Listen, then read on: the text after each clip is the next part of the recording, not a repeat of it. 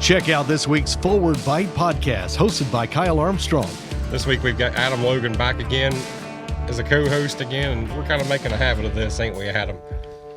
Yeah. Yeah. It's like a second job now. Yeah, it's becoming that way.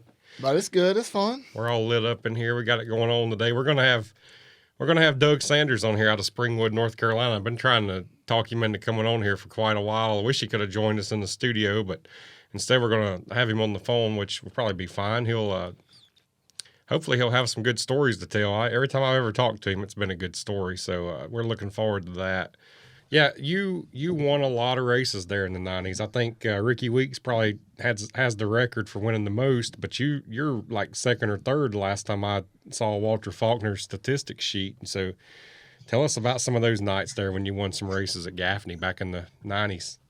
Oh, yeah. I mean, I loved Gaffney when it was a big racetrack. You had a top and you had a bottom. And my biggest thing down there at Lancaster at Gaffney is I started 24th one night. Had to take a provisional for a big show down there because I was a local guy, and come all the way to second on the outside and right up behind Bloomquist and blew out a tire. And that's the biggest thrill I ever had at Gaffney Speedway. Almost passing Bloomquist. Yeah, and that place is synonymous for tire wear, and it showed last week too, didn't it? Oh, yeah. We could take a 70, which is the hardest Hoosier tire made for dirt, and you could run that thing 150 laps on that big track or the little track, either one. The tire they got out now, they can't even make 47 laps on that. No, ask Chris Ferguson.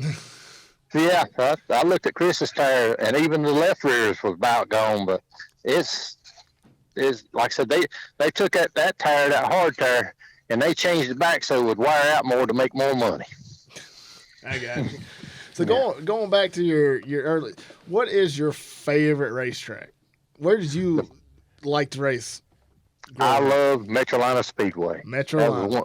That one of the best racetracks around.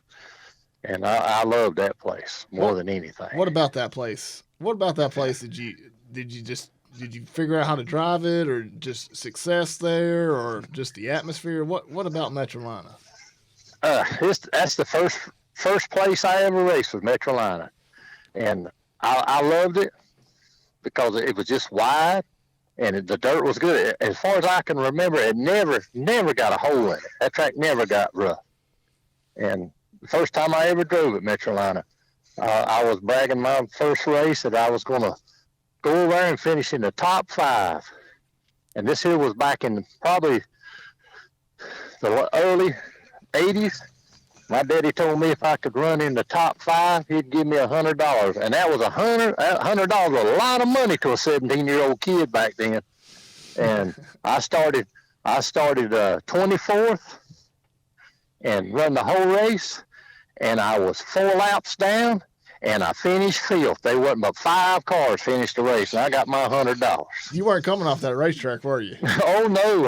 I was going to plan on riding the whole thing out because I was looking at them as they was dropping out to get my $100, and it didn't pay but $500 to win. And I think the last place was $10 or something back then. You made some money that night. Oh, yeah. To hear the entire show, visit speedsport.com or wherever you get your favorite podcast.